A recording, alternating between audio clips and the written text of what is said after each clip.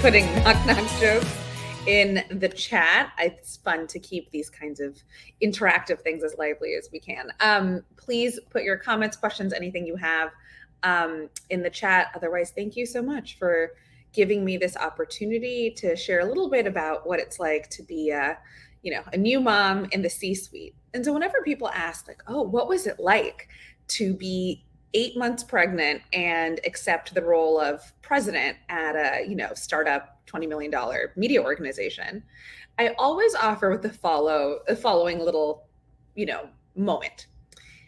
My son was about 5 months old. The pandemic had just gotten underway. So everything that was supposed to be in person all of a sudden became virtual. And I was supposed to give a lecture at Columbia Business School, which is like very exciting, such a huge honor. But as it turned out, my husband had a meeting at the same time. We didn't have childcare because it was early pandemic. And the lecture had gone virtual. So I decided that I'm going to be a new modern mother, and I'm going to have my infant with me while I deliver this wonderful lecture.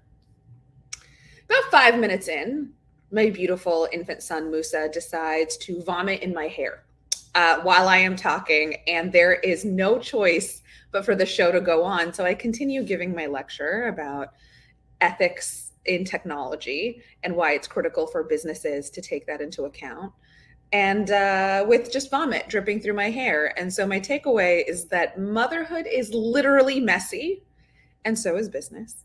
And there's no point in denying it, right? So the question is, how do you navigate it? How do you survive it? How do you keep your sanity as you're trying to juggle all of these things? And I think the question of how we keep our sanity while doing difficult things has been front of mind for so many of us in the last 2 years, no matter what your set of challenges has been, right? In the pandemic, life has been messy, and especially for mothers.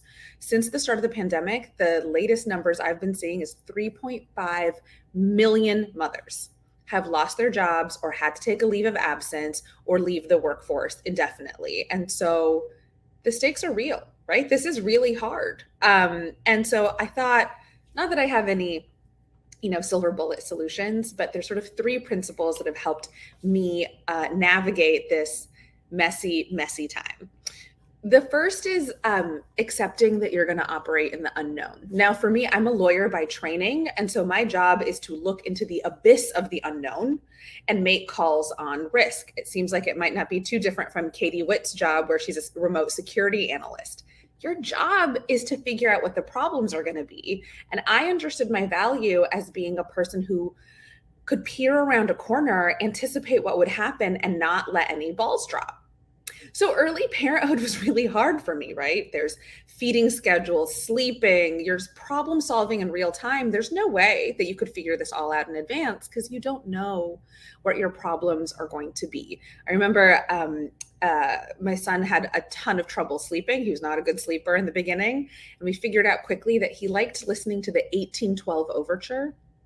I don't know why, but it would put him to sleep and calm him down. It's not a calming song. But once we figured that out, we just played that song endlessly on loop.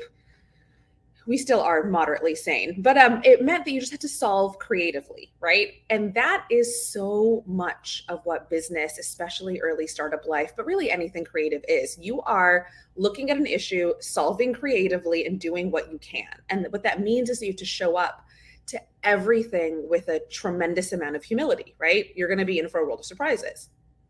But that has a downside too, right? I found myself maybe 7 or 8 months into the new job, then approaching every single decision with that level of okay, we don't know anything. I'm showing up with humility. How do I problem solve this? And if you do that for every single decision, it's going to take you a long time to get stuff done, which you don't have time if you're in the C-suite. You don't have time if you're a mom or a partner or a friend really trying to do that. And so one sleepless night at 2:00 in the morning, I was chatting with a friend who also had a young child. And I was just complaining about how the fact that there was no clear playbook or recipe meant that I was spending too much time on each decision.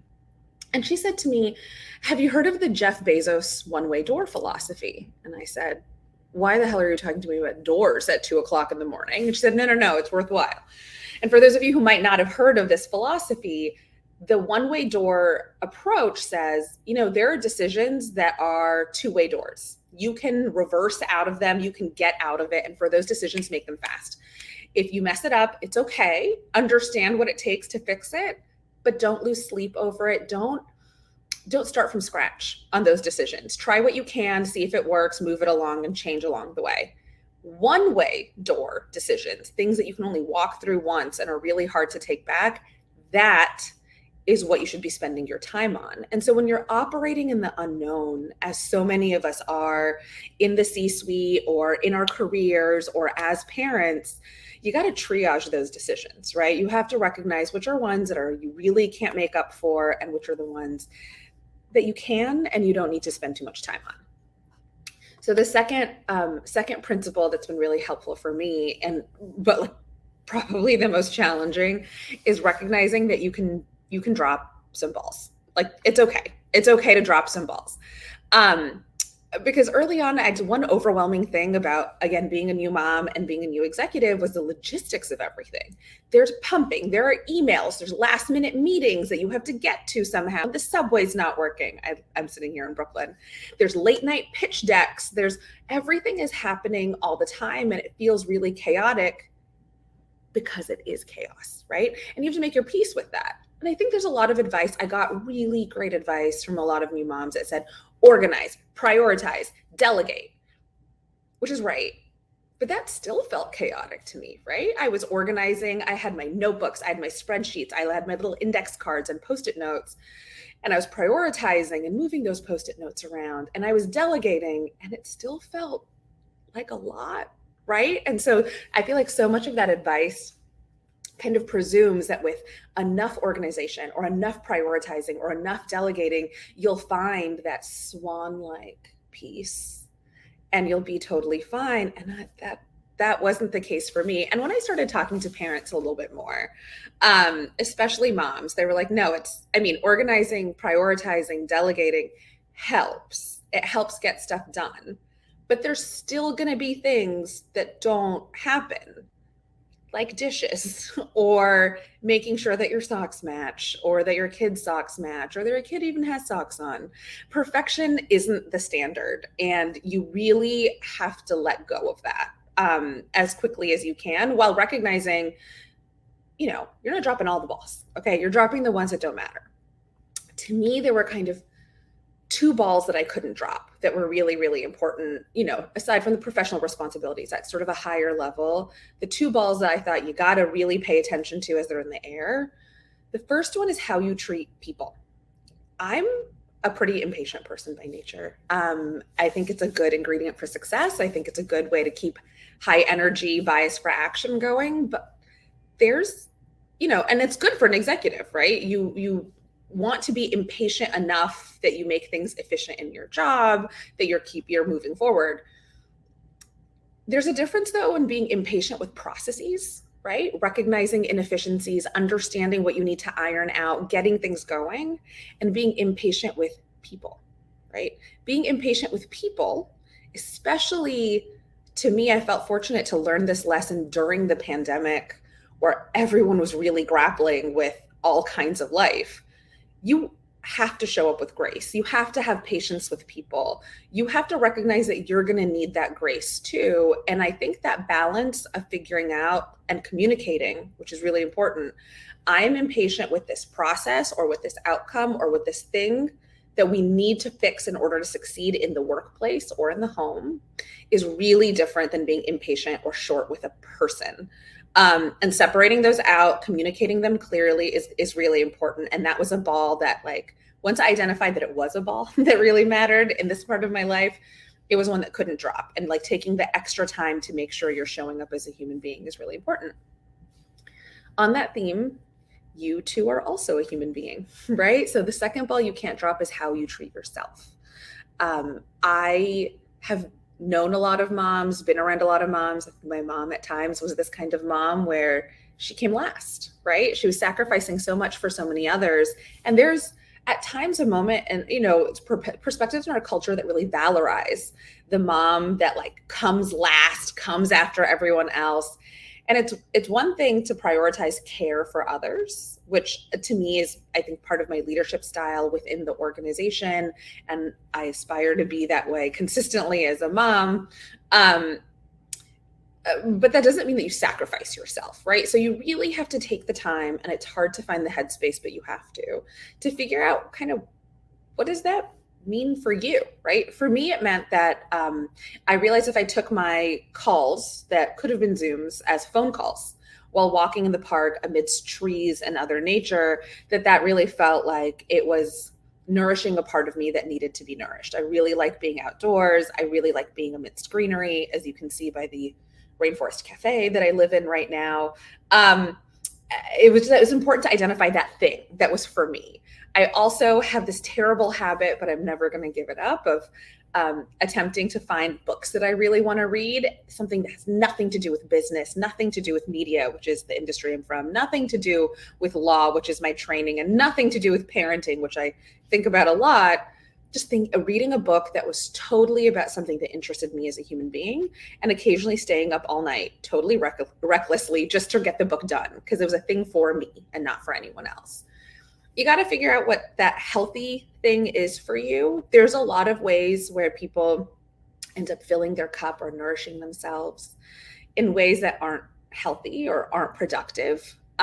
You got to take the time to figure that out. And that ball can't drop, but it's a really easy one to drop, because you think, if I drop it, the only person I hurt is me, right? And when you're juggling being a mom and being a leader, you don't want to hurt anyone else, I assume. And so it feels like the ball that's the easiest to drop. It isn't, because the moment you drop that one, you're going to start to slip on up. You won't recognize what those other balls really are, and be able to show up for the juggling act that is our lives. Also, for those of you who are looking for book recommendations, I just finished The Right to Sex by Amiya Srinivasan, which is a book about feminism and its sort of shortcomings in the modern era, as well as the path forward. Strong recommend, and you don't even have to stay up all night to read it. It's not that long. The third sort of last thing, the last principle that helps me going, is really thinking about how to build the right support network. Early in my pregnancy, I felt bombarded with recommendations and lists, and what stroller are you going to get? Are you wearing an ergo baby, or do you have a sling? And I was like, what is this? I turned to my husband and I said, okay, listen, buddy. And he's great. We've been together for 14 years. I was like, this is an R&D operation, okay? Research and development. I am developing because that is biologically what I'm able to do that you can't right now. You're going to have to be research. And my husband, who's an engineer by training, was like, all right, I understand the assignment. I am going to take over researching all the stuff that people tell you that you need. And he took that assignment and he ran with it, right? I remember coming home after a particularly grueling session with one of our investors and hearing him on the phone interviewing an engineer at Medela about the suction power of the Medela breast pump versus the Spectra breast pump. And I was like, you know what? Sometimes you delegate things to people who are going to do a better job than you. And that is really important, right? And like, so many people say it, but it really is true. Picking the right partner for you and for whatever cultural context or balance that's right for you is really important. And it's important to have those conversations early, right? I have so many friends who've sort of figured out early in motherhood that the balance they thought they had isn't the balance that's real.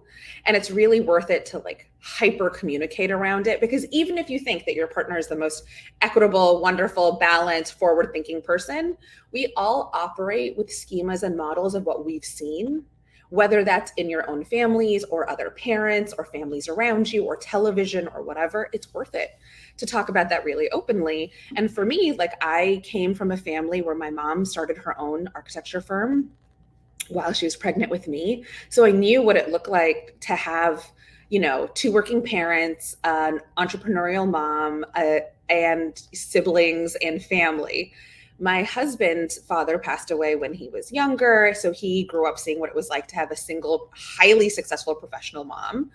He is West African. I am Pakistani. There were a lot of cultural layers on it too. And like, you just kind of want to have that conversation up front. Communication is your friend, because there's a lot, you just get a lot out of the way and eliminate and preempt a lot of arguments that can come when you just talk about where you're coming from.